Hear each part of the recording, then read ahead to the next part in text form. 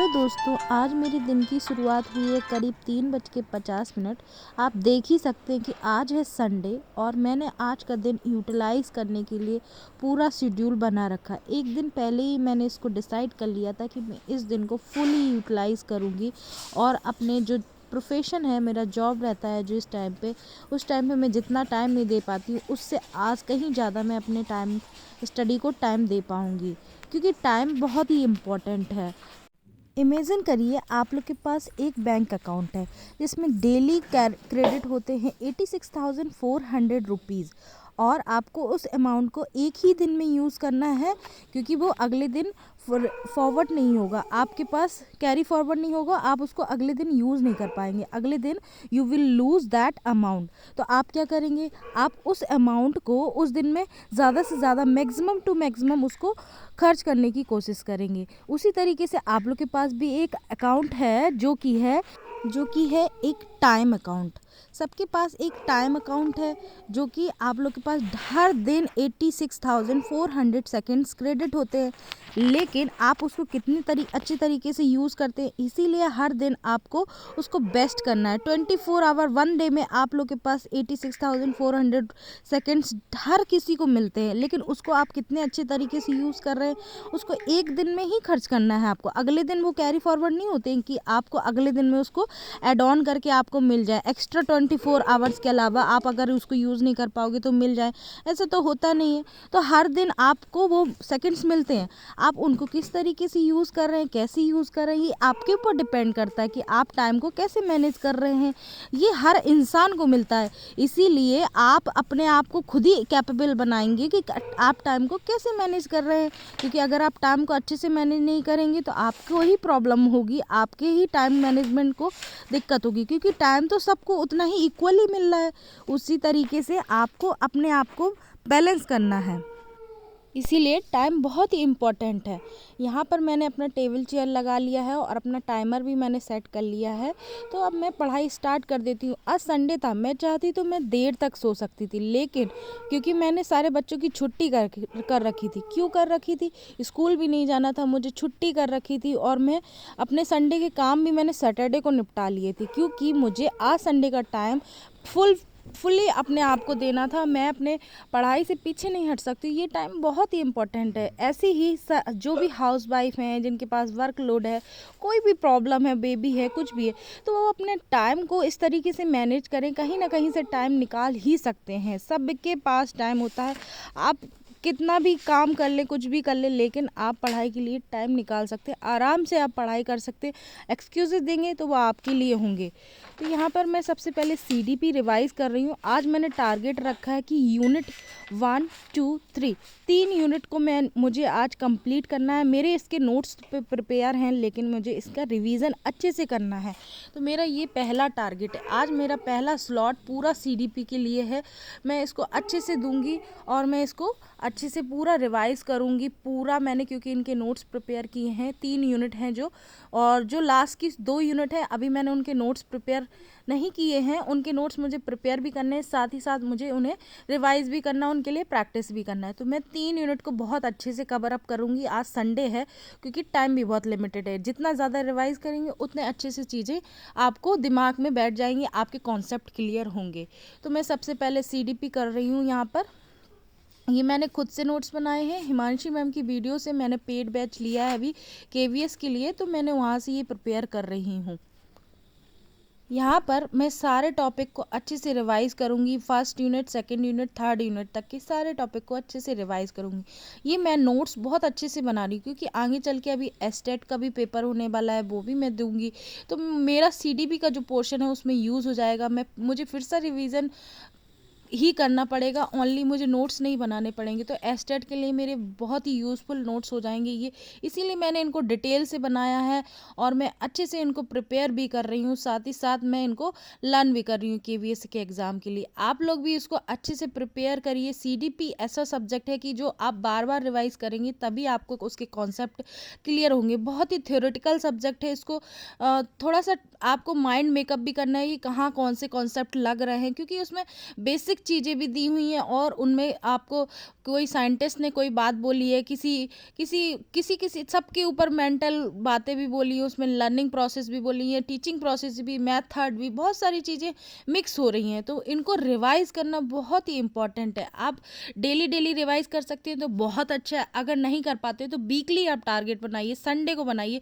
Sunday को आप extra नया नहीं पढ़िए, लेकिन आप एटलीस्ट उसको रिवाइज़ करिए, डेली डेली रिवाइज़ करिए। अब तो ज़्यादा संडे बचे नहीं है बीच में, लेकिन आप उसको ज़रूर रिवाइज़ करिए जो भी पढ़ रहे हैं। मेरी सिर्फ 2 यूनिट बची हैं, तो 2 यूनिट में मेरा मेरा टारगेट है 10 तारीख तक का, मैं उसको निपटा ही लूँगी 10 तारीख से पहले पहले, और मैं फिर सिर्फ रिवाइज़ करने को रह जाएगा। मेरा सुबह का पोर्शन पूरा डेडिकेटेड है सीडीपी के लिए, तो मैं उसको बहुत अच्छे से पढ़ती हूँ। तो यहाँ पे देखिए मैंने लगभग 3 घंटे 20 मिनट में सारे यूनिट सीडीपी की रिवाइज़ कर लिए हैं। थोड़ा बहुत बचा है तो मैं उसको दोपहर में निपटा लूँगी।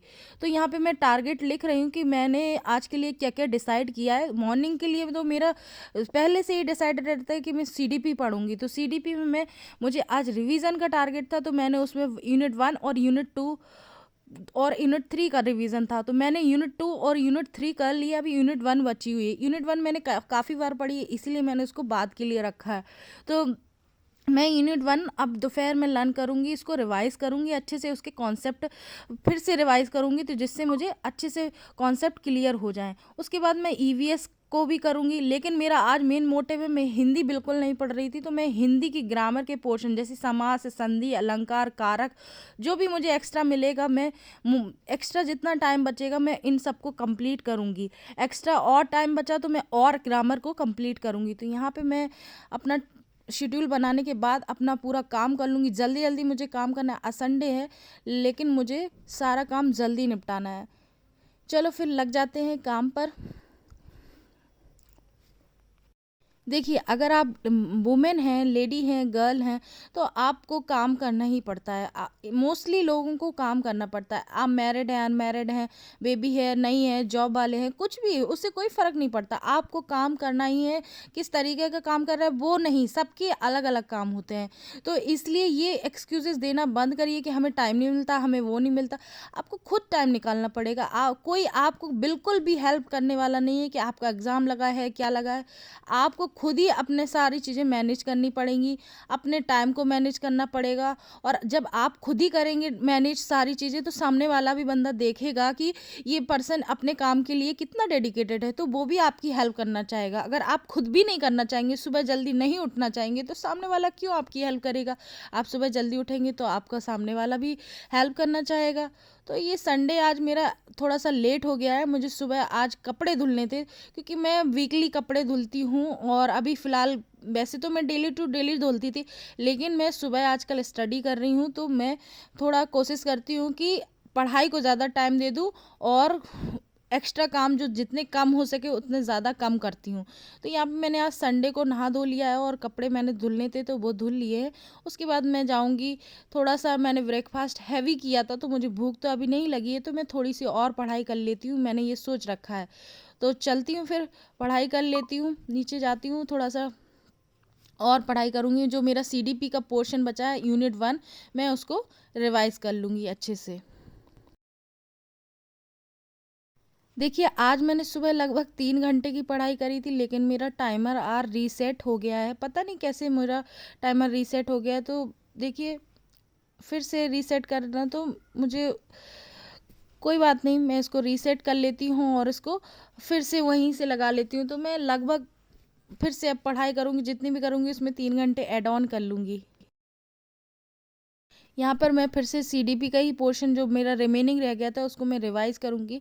काफ़ी थक गई हूँ, मैं चाहती तो रेस्ट कर लेती, लेकिन मैं नहीं रेस्ट करूँगी, कि रेस्ट करने का टाइम बिल्कुल भी नहीं है। रेस्ट करोगे तो आप ही अपने आप का अपना समय गँवाओगे। मैंने अभी बताया कि हर इंसान को उतना ही समय मिल रहा है जितना सारे इंसान को सेम टाइम मिल रहा है। आप उसको कैसे यूज़ करते हैं, रेस्ट करके, एन्जॉय करके, मूवी देख के, सोशल मीडिया चला के, वो आपके ऊपर डिपेंड करता है।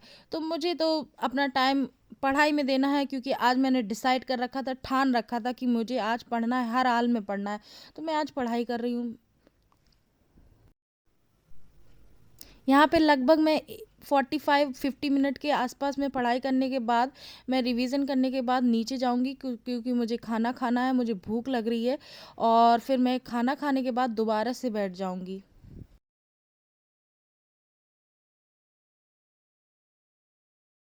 अच्छा, आप लोग बताइए, आप लोग की कितनी यूनिट कंप्लीट हो गई हैं? मेरी तो 3 यूनिट फुल्ली कंप्लीट हो गई हैं, मुझे उनका रिवीजन भी मैंने कर लिया है। आप लोग बताइए, आप लोग की कितनी सीडीपी में यूनिट कंप्लीट हो गई हैं, और कौन से सिलेबस को कंप्लीट करने में आपको प्रॉब्लम हो रही है? तो मैं कुछ अगर हेल्प कर सकती हूँ तो मैं आपकी ज़रूर हेल्प करूँगी कि किस तरीके से आपको उसको पढ़ना है।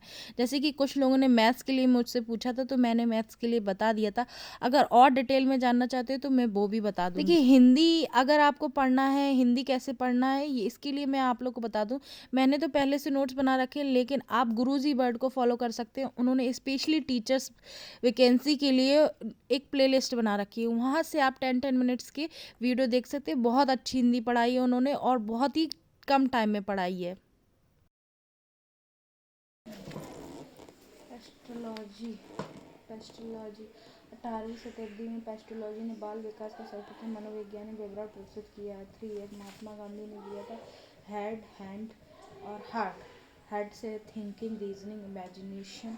हैंड से है active, cognitive, emotions. Active development and growth. समानता, बोलचाल की भाषा में वृद्धि और विकास का शब्द का प्रयोग एक ही अभिप्राय के लिए किया जाता है। भाषा में वृद्धि और विकास शब्द का समान रूप से अभिवृद्धि शब्द का प्रयोग शरीर एवं उसके डेवलपमेंट का प्रयोग शरीर एवं उसके आकार वृद्धि के लिए किया जाता है, जबकि विकास मानसिक वृद्धि, शारीरिक वृद्धि, सभ्यता एवं परिवर्तन का अध्ययन किया जाता है। तो यहाँ पे देखिए, मैंने लगभग 50 मिनट की पढ़ाई कर ली है। अब मैं नीचे जा रही हूँ। नीचे से आने के बाद अब मेरा टारगेट है हिंदी के लिए।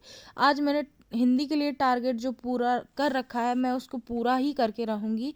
तो मैं अपना टाइमर मेरा फिर से रीसेट हो गया है, तो मैं इसको फिर से लगा लूँ। लगभग मैंने 4 घंटे की अभी पढ़ाई कर ली है, लेकिन इसमें मैं आपको 0 से दिखा रही हूँ। तो मैं इसको आगे कंटिन्यू करूँगी। और थोड़ा सा अच्छा फील नहीं हो रहा था कि क्योंकि मैंने 4 घंटे की पढ़ाई कर ली है और फिर से 0 दिखा रहा है। तो उसी तरीके से आप लोग अगर मेहनत करते हैं और फिर वो उसका रिज़ल्ट 0 मिलता है, तो फिर थोड़ा सा अच्छा फील नहीं होता है। तो वही है कि यहाँ पे आप लोगों को मेहनत इस तरीके से करनी है कि आपका रिज़ल्ट 0 ना हो और आपकी मेहनत सक्सेस हो जाए। तो यहाँ पे मैं देख रही हूँ इसकी सेटिंग की क्या प्रॉब्लम हो गई है। तो थोड़ी देर देखूँगी, लेकिन सेटिंग में कुछ समझ में नहीं आया, तो मैंने फिर से रख दिया। मैंने कहा टाइम वेस्ट नहीं करना है और हमें अपनी पढ़ाई करनी है।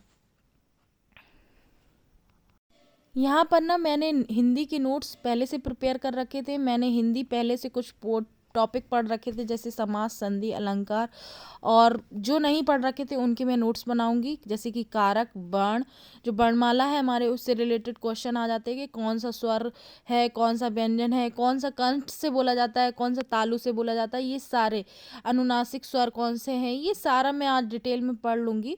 और मेरा ये लगभग ग्रामर का पोर्शन कंप्लीट हो जाएगा।